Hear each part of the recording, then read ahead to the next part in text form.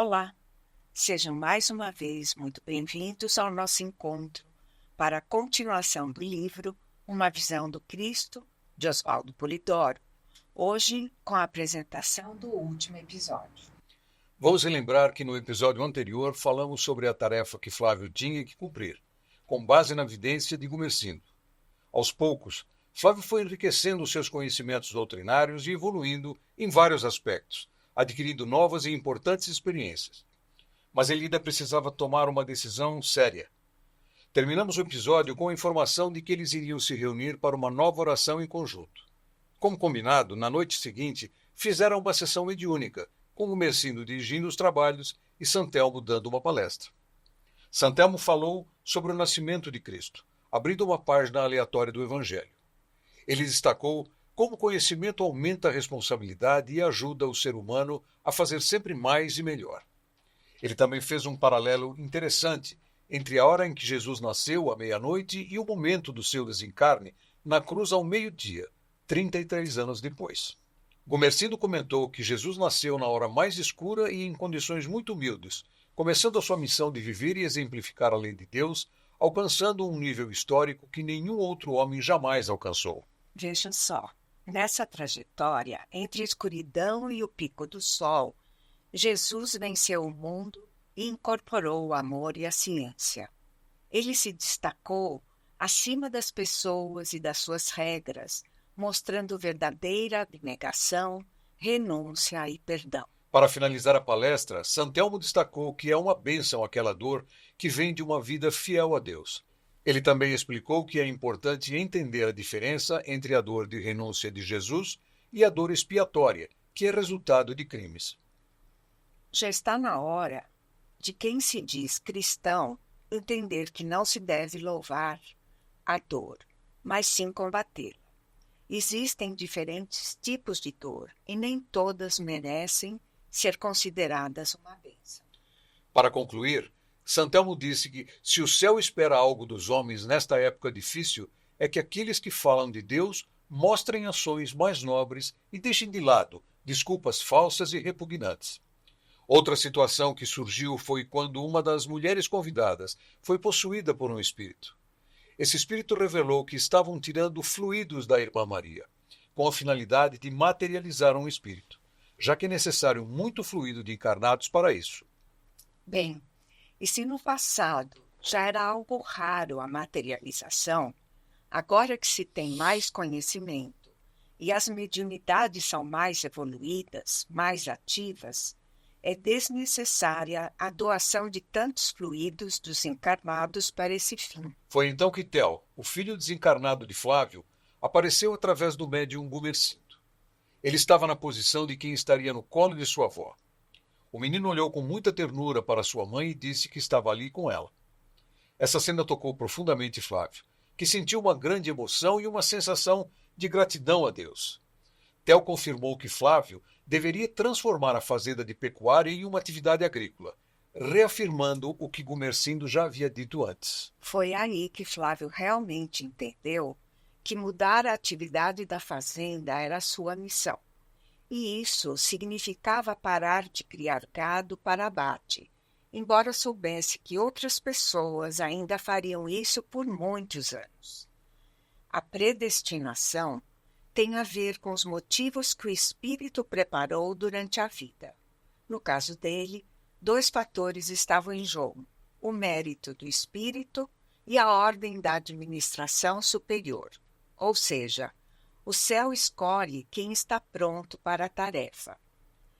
Flávio se perguntou o que aconteceria se ele não aceitasse a missão.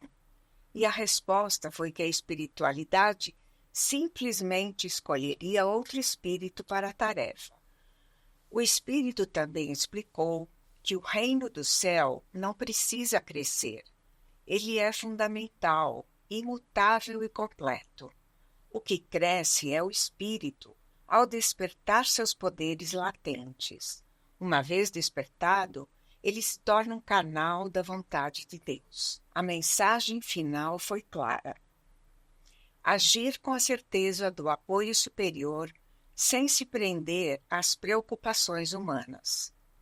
O Espírito disse a Flávio: plante a semente na terra e o céu cuidará dela. O mentor ainda acrescentou que, quando a ordem vem de planos tão elevados, o melhor é seguir. E explicou que a transformação pode ser lenta, mas ela vai acontecer, sendo que o importante é começar. Se Jesus voltasse reencarnado hoje, muitos cristãos não o aceitariam. A humanidade vai evoluir com o conhecimento da verdade, que nos guia pelo amor e pela ciência. Fanatismo só atrasa a evolução dos espíritos. Precisamos nos livrar da superstição e das tendências primitivas e idólatras. Santelmo comentou que sentir a presença de Deus é se sentir parte dele, desabrochando as virtudes divinas, e isso é algo reservado para poucos. A mãe de Flávio lembrou que o céu a ser cuidado é o céu interior, porque a revelação, que é a conexão entre os dois planos, vai se intensificar cada vez mais.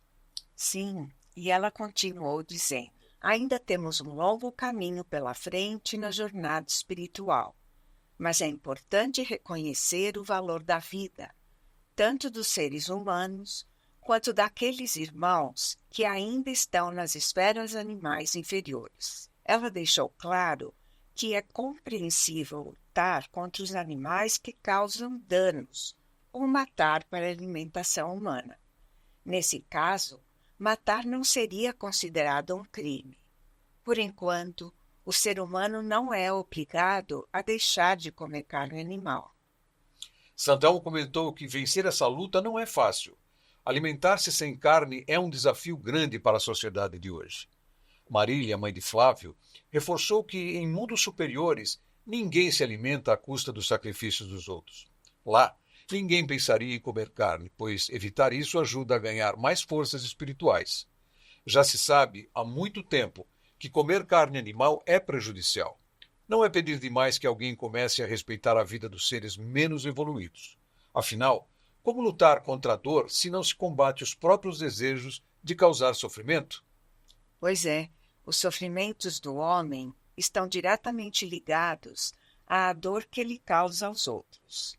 É preciso entender que a dor no mundo é uma lição, tem um propósito educativo. E numa citação da Bíblia judeu-cristã está dito: quando fordes mansos e humildes, entreparei os animais daninhos e retirarei do vosso meio os espíritos imundos. Em um certo momento, a mãe de Flávio saiu da reunião, lembrando a todos que sem amar a vida, ninguém vai conseguir ser verdadeiramente vitorioso e feliz. E esse espírito ainda disse algo bem importante, que conforme a gente vai se tornando mais consciente, precisa se empenhar na luta contra o que é inferior. É crucial entender que as verdadeiras glórias são mentais e não instintivas. Precisamos cortar o mal pela raiz e não devemos elogiar as punições, porque isso só mostra ignorância ou covardia.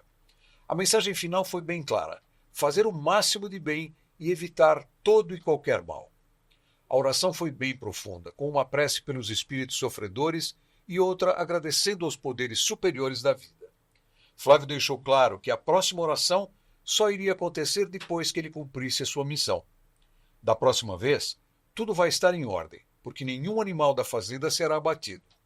E quando perguntado sobre parar de comer carne, Flávio disse que não mataria para comer, e se eventualmente comesse carne, não teria sido ele quem tirou a vida do animal. Será que o Flávio vai conseguir mesmo colocar a decisão em prática? 30 dias depois daquela oração importante, Flávio já não tinha mais gado na fazenda. Ele vendeu tudo e foi ajustando as coisas com o tempo. Santelmo comprou a fazenda ao lado e começou a cultivar café, e deu muito certo. Gomercindo comentou que chega um momento em que cada espírito tem que assumir mais responsabilidade. Ou você se compromete de verdade com o que precisa, ou fica preso nos mesmos problemas e sofrimentos. A gente entende que a dor, por ser um ensinamento, ajuda o ser humano a entender melhor a verdade, a mudar e a fazer o bem, pois fazer o bem alivia qualquer dor. Muitas religiões ainda veem Deus de forma errada, como se ele fosse só mistérios e milagres. As crenças que surgiram em nome do Cristo acabaram interpretando mal o propósito da obra de Jesus. Elas se afastaram da verdadeira revelação e do batismo de Espírito e acabaram cultivando uma fé mais idólatra e formal, que não é verdadeira. Flávio continuou dirigindo orações e falou que a maioria das pessoas que deixam o plano físico o fazem com uma visão limitada, seguindo mais os interesses passageiros da vida. É comum que a maioria subestime a importância real do espírito. Ele disse que Jesus Cristo era o exemplo máximo para todos, tanto no aspecto civil quanto religioso. Com a lei já estabelecida, era importante tornar público o direito ao culto verdadeiro. Flávio também destacou a necessidade de um cultivo espiritual mais profundo por parte de todos. Comentou que reencarnar e desencarnar não deveria ser algo que impressiona. O grande desafio não é a morte em si, mas sim a preparação para ela. Vejam como esta colocação é importante e merece a nossa atenção e uma boa reflexão. Um espírito que se prepara para reencarnar recebe ajuda do plano espiritual e tem consciência das suas tarefas e desafios. No entanto, quando está no plano físico, muitas vezes perde essa consciência. Com certeza, durante a vida, todo espírito deveria buscar o conhecimento da lei, seguir os exemplos de Jesus, estudar, compreender e servir na revelação para um retorno mais tranquilo à sua pátria espiritual. A dor não é algo simples e banal. Ela afeta o espírito e mexe com a nossa mente e emoções de maneira intensa. A dor é algo que merece respeito e não deve ser ignorada. Precisamos estar preparados para enfrentá-la e superá-la. Ela pode ser uma escolha que o espírito faz antes de reencarnar ou resultado de erros na vida atual. Judith, ele completou dizendo que ao amar a vida com intensidade e buscar o conhecimento superior, a gente consegue lidar melhor com a dor, que é um dos fenômenos espirituais mais profundos. Não se deve proibir ninguém de chorar por seus entes queridos. Chorar é normal e necessário, mas isso não deveria se transformar em um sofrimento insuportável. A dor é algo muito importante para ser tratada com desdém ou ignorância. Depois de 22 anos, Flávio desencarnou devido a uma febre persistente. Quando se encontrou como espírito, ficou surpreso por não saber como se mover por um ambiente tão sereno e belo. Tudo parecia um sonho, cheio de ternura e de lembranças agradáveis. Ele alcançou o topo de uma colina e, como se despertasse de um sono profundo, se perguntou onde estava. Sentiu uma paz imensa e se via imerso em tudo que era divino. Emocionado, ele chorou, vivendo um momento de prece que parecia durar para sempre. Ouviu a voz de sua mãe e percebeu que havia crescido espiritualmente. Sentiu-se transportado por uma energia sutil e viu sua mãe e uma infinidade de amigos que já haviam partido. Foi um reencontro tocante e muito especial. De fato, o narrador, tanto como Palmério quanto como Flávio, mostra que a morte acontece de maneiras diferentes para cada pessoa, sendo crucial que todos pensem sobre suas jornadas espirituais. Como estamos cultivando nossa conexão com o divino, esse é um convite para reconhecermos nossa verdadeira essência como filhos de Deus e buscarmos uma vida plena em espírito. O céu não está interessado em nossas dores, mas sim nas boas ações que fazemos. Não quer sacrifícios, mas sim bondade, como Jesus deixou bem claro. Devemos nos esforçar pelo bem e pela sabedoria. Apelar para a dor só é aceitável em situações extremas e deve ser respeitado apenas quando é realmente necessário para uma missão. Então a mãe de Flávio o abraçou, toda emocionada e chorando de alegria, dizendo que ele havia trilhado o caminho do bem e aprendido coisas valiosas, deixando um legado de trabalhadores felizes por onde passou. Flávio comentou que a paz e a sabedoria só aumentam quando você as busca. Sentiu uma sonolência profunda e, ao acordar no dia seguinte, estava leve, saudável e muito feliz. E agora, o que será que aconteceu com Flávio depois disso? Flávio entendeu as leis que governam as vidas e seus fenômenos, que podem libertar ou prender as pessoas em diferentes situações. Ele continuou seu trabalho de evolução no plano espiritual, ajudando na solidariedade entre os dois mundos. Se você quiser saber mais sobre isso, pode conferir outros relatos de irmãos nos livros da chamada Série do Céu, escrita por Oswaldo Polidoro. Todas essas obras foram permitidas pelo plano superior e determinadas pela direção planetária. Esse espírito explica que as profecias do Cristo foram feitas há 2000 anos para não serem esquecidas e se cumprirem. Por isso, essas obras foram permitidas para revelar as verdades além do topo. O céu não é responsável pela pobreza espiritual do homem. Ele está lá para orientar, e o discípulo precisa estar pronto para aprender.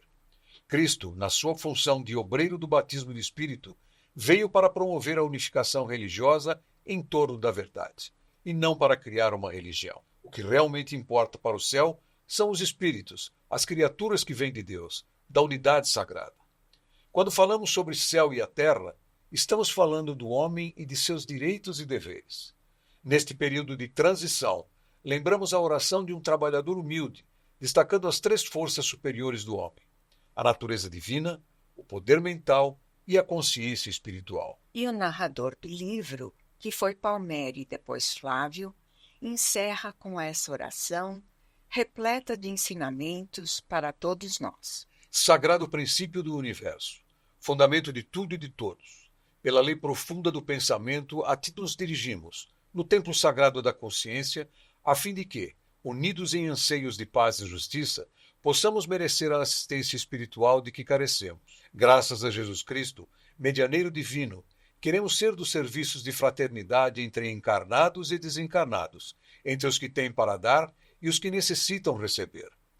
Dá-nos, Senhor, acesso às fontes do amor e da sabedoria, para que possamos, sabendo sentir e sentindo, agir. Queremos ser teus apóstolos, desejamos ser úteis aos serviços de construtividade espiritual. Inspira-nos, Senhor Jesus, uma vida de paz, de sabedoria, de perdão e de tolerância.